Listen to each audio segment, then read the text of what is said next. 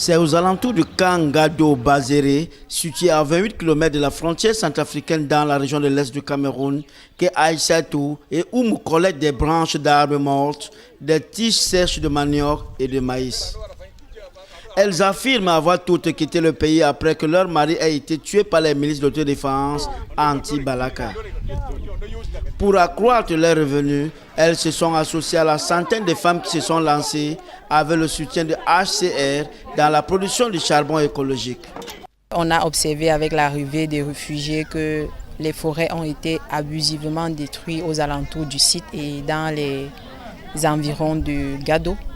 Donc c'était un moyen de pallier non seulement à la coupe abusive de ce bois, mais aussi aller au-delà, protéger ces femmes qui allaient chaque jour un peu plus loin dans la forêt pour la collecte de bois de chauffe. C'est ici sur un site entièrement construit et équipé par le HCR que ces femmes réfugiées ont créé une petite unité de production de charbon. Les ordures et autres déchets sont carbonisés dans des fours fabriqués de façon artisanale et la poudre qui en ressort est humidifiée avant d'être placée dans un compacteur. Après quelques minutes, apparaît une forme longitudinale du charbon écologique. Mais on peut produire ici, s'il y a la saison sèche là, ça peut même 10 sacs par semaine. Et comme c'est à présent de pluie comme ça, là, le charbon sèche pas bien, on peut produire même 5 à 6 sacs par semaine. La production et la vente du charbon écologique les offrent des revenus supplémentaires. Car le kilogramme de charbon écologique coûte 200 francs CFA, soit environ 0,30 €, alors que le sac de charbon se vend à 6 000 francs CFA. On a commencé à fabriquer le charbon ici, là, ça nous aide aussi à vendre, à utiliser. Bon, si on vend là, il y a une paille aussi que nous avons à Garamboulet là-bas, on verse l'argent un peu là-bas et on prend un peu aussi pour partager aux femmes ici. À noter, le projet de fabrication de charbon écologique mis en place par le HCR prévoit des opérations de reboisement tout autour du camp de réfugiés. À ce jour, plus de 15 000 arbres ont été plantés par les réfugiés centrafricains.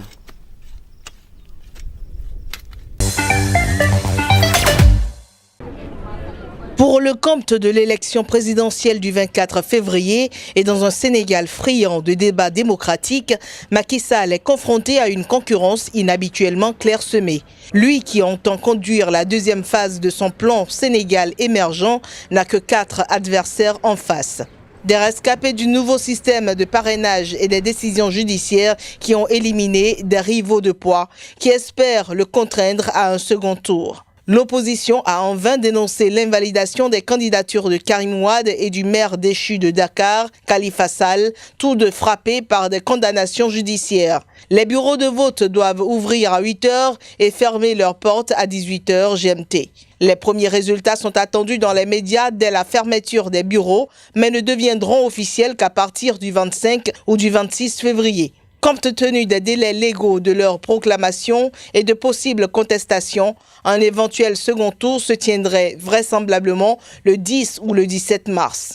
Abdoulaye Wade a appelé à brûler le matériel électoral et à s'attaquer au bureau de vote, une attitude de subversion dénoncée par le gouvernement, mais dont le ministre de l'Intérieur, Aly Ngouille Ndiaye, a minimisé la portée. Le Sénégal, qui a connu 2 alternances en 2000 et en 2012 et aucun coup d'État, fait figure de modèle démocratique en Afrique, mais les campagnes électorales y sont souvent émaillées d'accusations de corruption, de désinformation et de violence.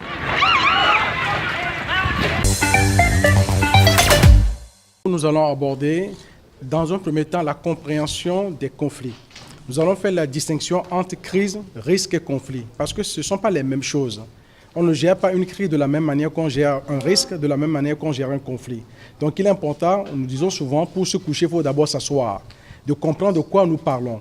Quand on fait ces différenciations, après nous allons outiller les journalistes avec certaines méthodes éprouvées.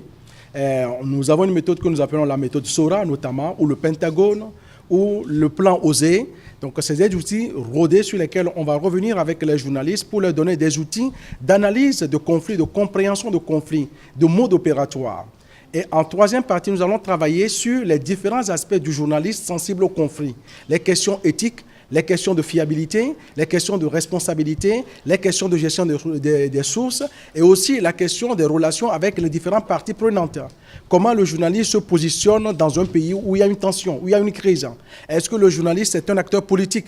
Ou est-ce que le journaliste est un activiste? Est-ce que le journaliste est un perroquet d'un parti donné? Donc la neutralité journalistique, la centralité de l'information, le fait que l'information sera donc utile et exacte seront des éléments que nous allons aborder. Après cette formation, comme je le disais, quand on vient en formation, on sort en étant plus riche qu'on ne l'était en venant. Nous attendons qu'à l'issue de ces 2 jours de formation, que les différents journalistes qui sont déjà impliqués dans cette logique amplifient leur fonctionnement en tant que journalistes éthiques, fiables et responsables. Ceux qui ne sont pas encore dedans puissent prendre le chemin. Et notre idée, c'est de faire en sorte que le journaliste soit un acteur utile dans tous les pays, dans son travail journalistique, rien que dans ce travail-là, et aider à l'apaisement des tensions dans les pays. Gare aux personnes qui auront l'intention de frauder lors du scrutin crucial au Nigeria. Le président sortant prend la mesure des choses. Il a indiqué qu'il le ferait au péril de leur vie. Et pour ce faire, Muhammadu Buhari demande à l'armée d'être sans état d'âme. Quiconque décide de voler des urnes ou d'utiliser des criminels pour perturber le scrutin, ça sera probablement le dernier acte criminel qu'il commettra. Je donne vraiment l'ordre aux militaires et à la police. On ne va pas nous en vouloir pour ne pas avoir été élus. Depuis le début de la campagne, les 2 principaux partis s'accusent mutuellement de sabotage du scrutin. Ce n'est pas la première fois qu'une élection est reportée au Nigeria. En 2011, les élections générales ont été retardées 2 fois, alors même que le vote avait déjà débuté. En 2015, le scrutin avait été reporté de 6 semaines. En lice pour un second mandat, le président Muhammadu Buhari a lors d'une réunion de son parti retransmise à la télévision nationale déclaré qu'après les élections du 23 février prochain, la commission devra expliquer ce qui s'est réellement passé. Les raisons pour lesquelles une telle incompétence s'est manifestée doivent être expliquées à la nation. Après les élections, nous devons savoir ce qui s'est exactement passé, qui est responsable.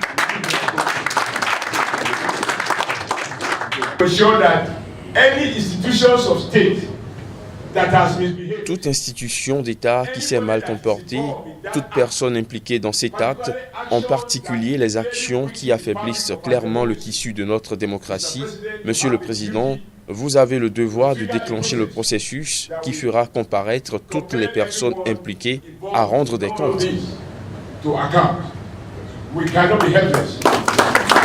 Ce n'est pas la première fois qu'une élection est reportée au Nigeria depuis la fin des dictatures militaires en 1999. En 2011, les élections générales ont été retardées 2 fois et alors même que le vote avait déjà débuté, le président de la commission électorale, évoquant alors une situation d'urgence avec de nombreux bureaux de vote sans matériel, a dû suspendre les élections. Le même scénario s'est répété en 2015. Le gouvernement du président Goodluck Jonathan avait également reporté le scrutin de 6 semaines, arguant des problèmes de sécurité dans le nord-est après des années d'enlisement du conflit contre les djihadistes de Boko Haram.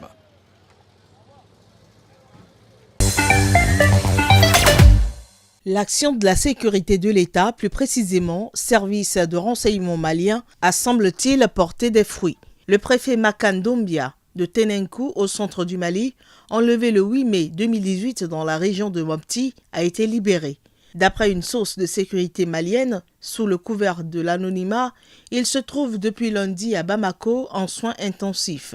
Toutefois, la source d'information a catégoriquement refusé de confirmer ou d'infirmer les informations selon lesquelles cette libération aurait été obtenue lors d'un échange de prisonniers. Par ailleurs, à Togéré Koumbé, toujours dans le cercle de Tenenkou, dans la région de Mopti, 4 otages de djihadistes présumés ont récemment été tués, selon une source de sécurité malienne et l'association de défense des droits des populations pastorales, Kissal.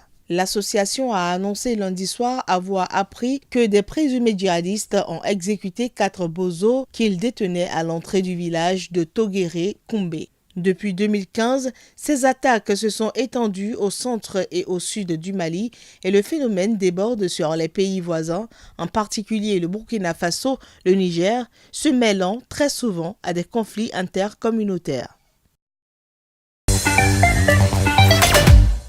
La reine de l'Ivoire a été reconnue coupable de participation au crime organisé pour le trafic de 860 défenses d'éléphants entre 2000 et 2014.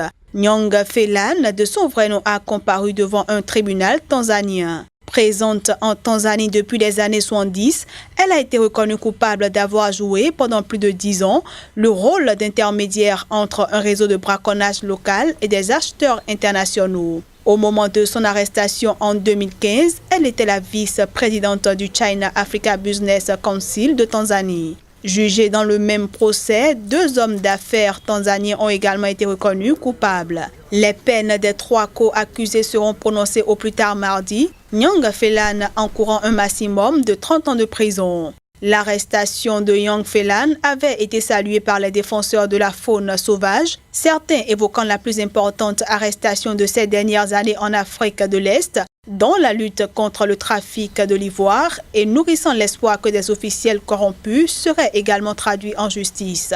Le commerce illégal d'ivoire est alimenté par la demande en Asie et au Moyen-Orient, où les défenses d'éléphants sont utilisées dans la médecine traditionnelle et en ornementation. Les éléphants sont dès lors décimés par le braconnage. Selon l'Union internationale pour la conservation de la nature, la population des éléphants d'Afrique vient d'enregistrer sa plus importante chute depuis 25 ans. Le continent compte environ 415 000 éléphants, soit 111 000 de moins que lors de la dernière décennie. La Tanzanie, l'un des pays qui compte la plus importante population d'éléphants sur le continent africain, est aussi l'un des plus touchés par ce problème. Un recensement récent notait que la population de pachyderme y a diminué de 60% entre 2009 et 2014.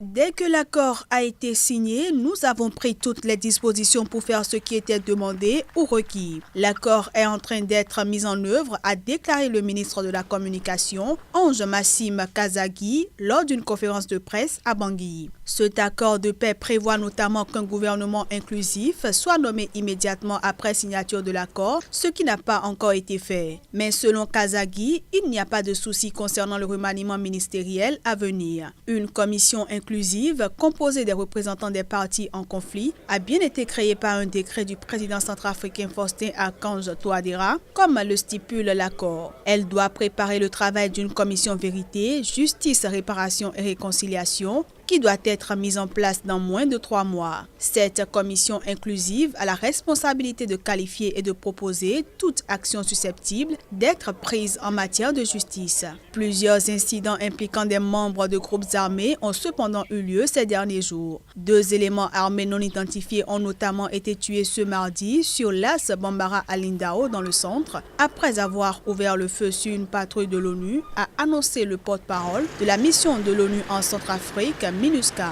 Il y aura peut-être des incidents, des difficultés, des tentatives de recul, mais est-ce que cela voudra dire que l'accord est obsolète? Non, a affirmé Kazagui. L'accord de paix de Khartoum, le 8e depuis le début de la crise en Centrafrique en 2013, a été préparé par l'Union africaine et salué par tous les partenaires du pays. Better them yesterday than the one who was injured. Celui qui a été blessé est mort également. Dans la soirée, ils sont retournés dans la brousse pour rechercher des personnes restantes, car une trentaine d'entre elles se sont rendues à la ferme et ils ont retrouvé 6 corps. Jusqu'à présent, nous sommes à la recherche d'une 14e personne. Nous ne l'avons pas vue et nous ne savons pas si elle est morte ou vivante. Of my people, we didn't see them. We don't know whether they are dead or alive. C'est le manque de besoins fondamentaux qui nous a fait sortir de notre quartier. Et il devait se battre pour nous ramener à manger. Et malgré les problèmes, il n'avait pas arrêté son éducation. Il continuait de se battre jusqu'à ce triste incident.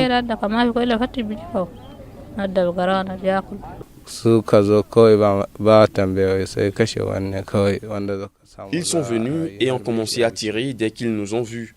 Alors on a fait semblant d'être morts. Quand on a vu qu'ils étaient loin, nous avons sauté de la voiture.